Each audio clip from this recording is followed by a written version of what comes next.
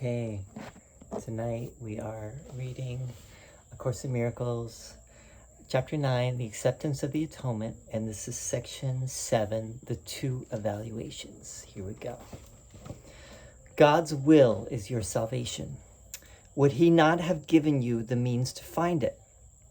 If He wills you to have it, He must have made it possible and easy to obtain it. Your brothers are everywhere. You do not have to seek far for salvation. Every minute and every second gives you a chance to save yourself. Do not lose these chances, not because they will not return, but because delay of joy is needless. God wills you perfect happiness now. Is it possible that this is not also your will? And is it possible that this is not also the will of your brothers? Consider then that in this joint will you are all united, and in this only. There may be disagreement on anything else, but not on this. This then is where peace abides. And you abide in peace when you so decide. Yet you cannot abide in peace unless you accept the atonement, because the atonement is the way to peace. The reason is very simple and so obvious that it is often overlooked. The ego is afraid of the obvious, since obviousness is the essential characteristic of reality. Yet you cannot overlook it unless you are not looking. It is perfectly obvious that if the Holy Spirit looks with love on all He perceives, He looks with love on you. His evaluation of you is based on His knowledge of what you are, and so He evaluates you truly. And this evaluation must be in your mind because He is. The ego is also in your mind because you have accepted it there. Its evaluation of you, however, is the exact opposite of the Holy Spirit's because the ego does not love you. It is unaware of what you are and wholly mistrustful of everything it perceives because its perceptions are so shifting. The ego is therefore capable of suspiciousness at best and viciousness at worst. That is its range. It cannot exceed it because of its uncertainty, and it can never go beyond it because it can never be certain. You then have two conflicting evaluations of yourself in your mind, and they cannot both be true. You do not yet realize how completely different these evaluations are because you do not understand how lofty the Holy Spirit's perception of you really is. He is not deceived by anything you do because He never forgets what you are. The ego is deceived by everything you do, especially when you respond to the Holy Spirit, because at such times its confusion increases. The ego is, therefore, particularly likely to attack you when you react lovingly because it has evaluated you as unloving and you are going against its judgment. The ego will attack your motives as soon as they become clearly out of accord with its perception of you. This is when it will shift abruptly from suspiciousness to viciousness, since its uncertainty is increased. Yet it is surely pointless to attack in return. What can this mean except that you are agreeing with the ego's evaluation of what you are? If you choose to see yourself as unloving, you will not be happy. You are condemning yourself and must therefore regard yourself as inadequate. Would you look at the ego to help you escape from a sense of inadequacy it has produced and must maintain for its existence? Can you escape from its evaluation of you by using its methods for keeping this picture intact? You cannot evaluate an insane belief system from within it. Its range precludes this. You can only go beyond it, look back from a point where sanity exists, and see the contrast. Only by this contrast can insanity be judged as insane. With the grandeur of God in you, you have chosen to be little and to lament your littleness. Within the system that dictated this choice, the lament is inevitable. Your littleness is taken for granted there, and you do not ask who granted it. The question is meaningless within the ego's thought system because it would open the whole thought system to question. I have said that the ego does not know what a real question is. Lack of knowledge of any kind is always associated with unwillingness to know, and this produces a total lack of knowledge simply because knowledge is total. Not to question your littleness, therefore, is to deny all knowledge and keep the ego's whole thought system intact. You cannot retain part of a thought system because it can be questioned only at its foundation. And this must be questioned from beyond it because within it, its foundation does stand. The Holy Spirit judges against the reality of the ego's thought system merely because he knows its foundation is not true. Therefore, nothing that arises from it means anything. He judges every belief you hold in terms of where it comes from. If it comes from God, he knows it to be true. If it does not, he knows that it is meaningless. Whenever you question your value, say, God himself is incomplete without me. Remember this when the ego speaks, and you will not hear it. The truth about you is so lofty that nothing unworthy of God is worthy of you.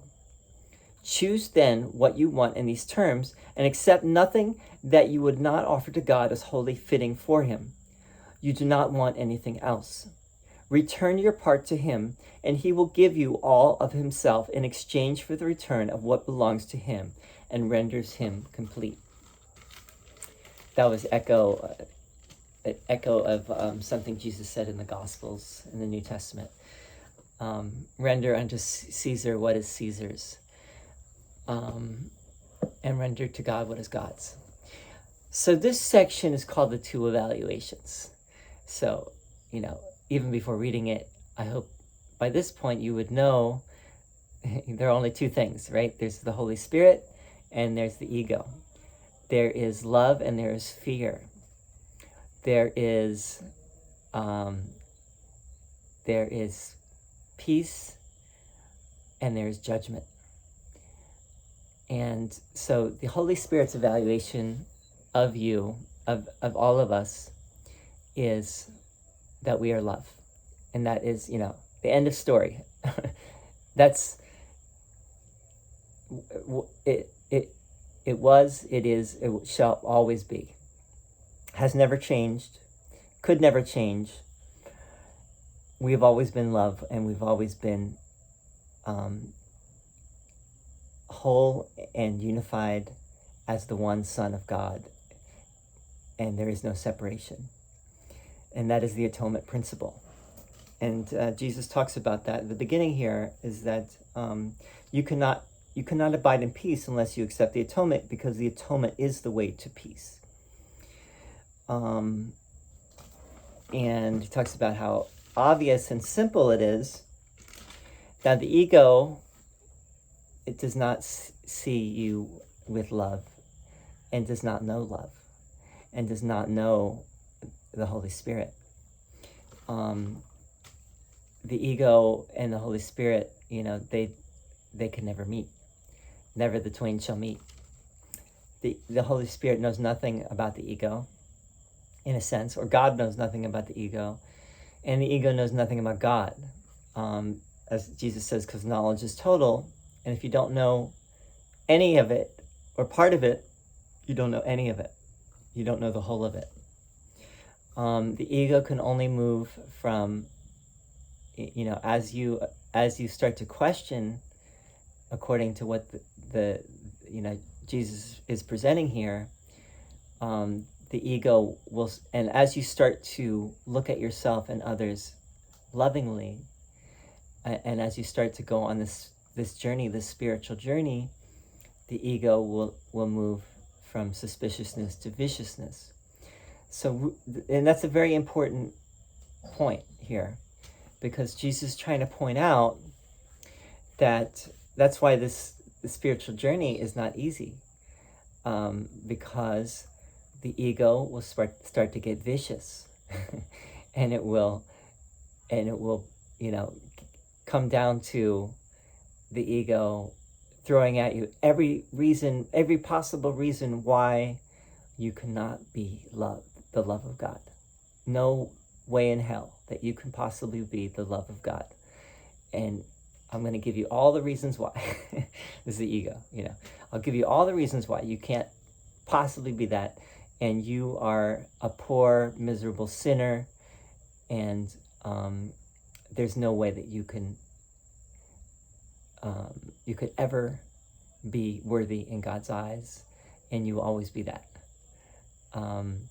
Now, that is a crude form of, Christian theology, but I think it's definitely more profound than that, because obviously there is the idea that by grace alone you are saved, and the difference here is that this is like the thinking man's version of Christianity. It's not Christianity, but it's very similar. Some people say, like Ken Wapnick said, it's the opposite of Christianity, really. But on the other hand, it's really just presenting what Christ said in the Gospels, the deeper understanding of it. A lot got twisted, a lot got distorted from the very beginning, and Jesus is here to set the record straight, and he's here to correct the mistakes that crept in even from the very beginning. And try to explain to you, the deeper understanding, and try to explain what the ego is, and how you can live without the ego. Because you do not need the ego, as Jesus has said earlier. You do not need the ego to at all to live your life. You can live without the ego. And so this is presenting how you can do that, how it's possible to do that, how to basically to live in love, and not live according to the dictates of the ego in any way. So as you get closer, especially as you start to move in that direction of the Holy Spirit, and in that direction of love, and the realization of the love that you are, the ego will get in your face, vicious, and that's something you have to kind of prepare for, and it's very helpful to know that in advance. I can say, from my personal experience, for sure, it's helpful to know this in advance.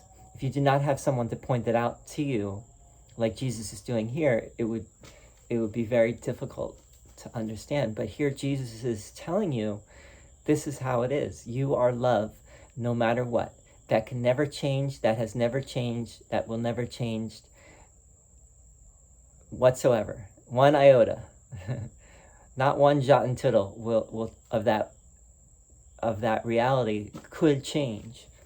The only thing that changes is the ego's shifting perceptions of what we are, and to the extent that we ally with the ego, is the extent that we will kind of waver back and forth until maybe we are open to a teaching like this, to the idea that this is coming from someone who made it all the way beyond the ego.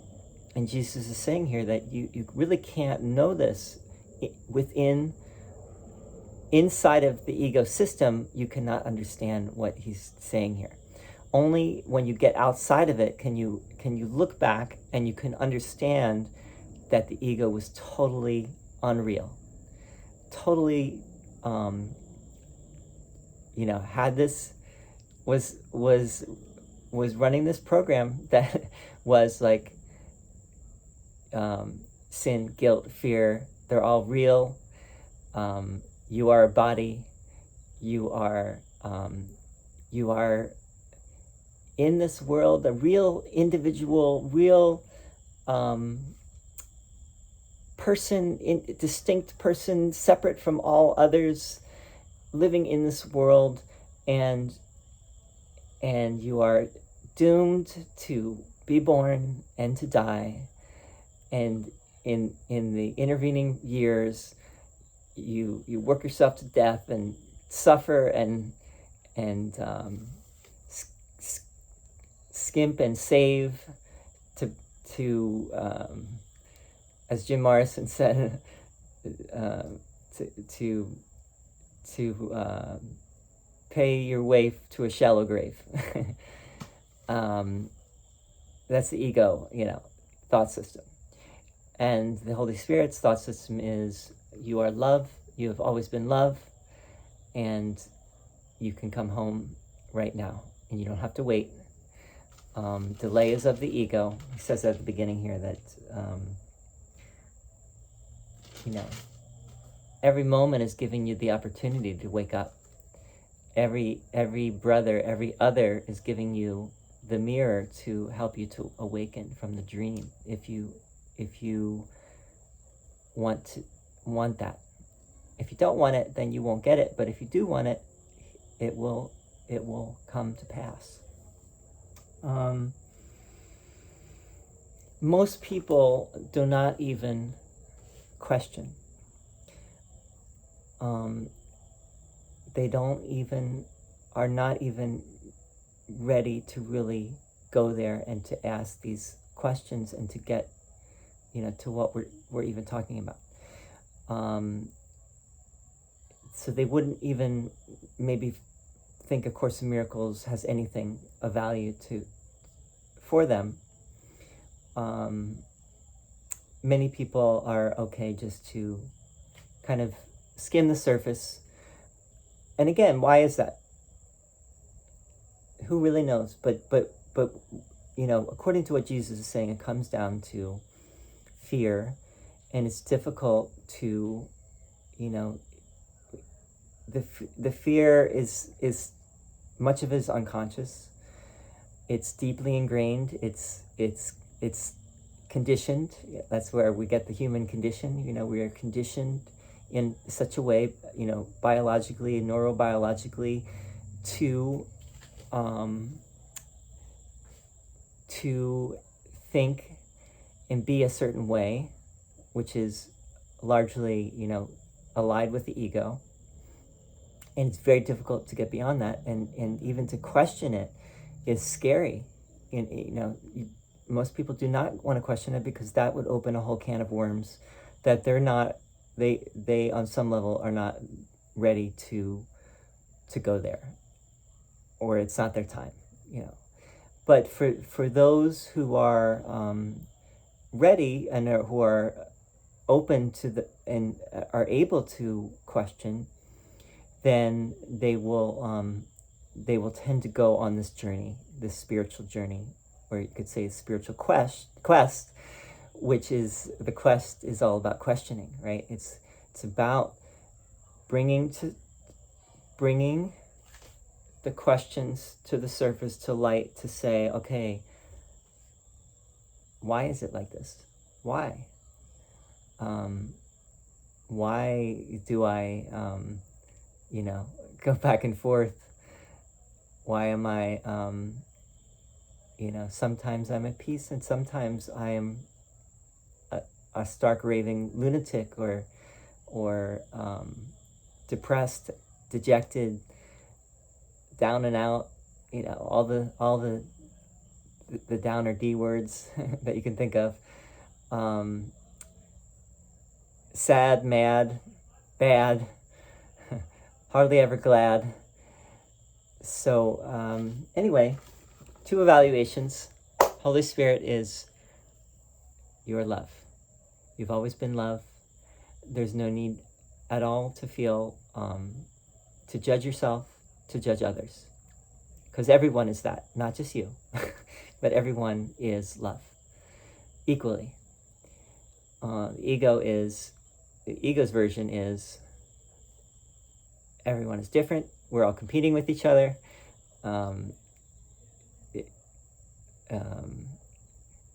Love does not exist really, or it might, give lip service to love, but it doesn't really believe it, and doesn't believe in forgiveness, or it lives and thrives on judgment. Judgment keeps the game going, and it's up to you to decide what you want and how you want to be. And if you want to truly be at peace, then Jesus is presenting a way, not the only way, but a way to live in peace and to finally make your way back to the love that you are and to live in that eternal joy, love, and peace. Thank you for listening, and we'll see you next time. Grandeur versus grandiosity. See you soon. Thank you.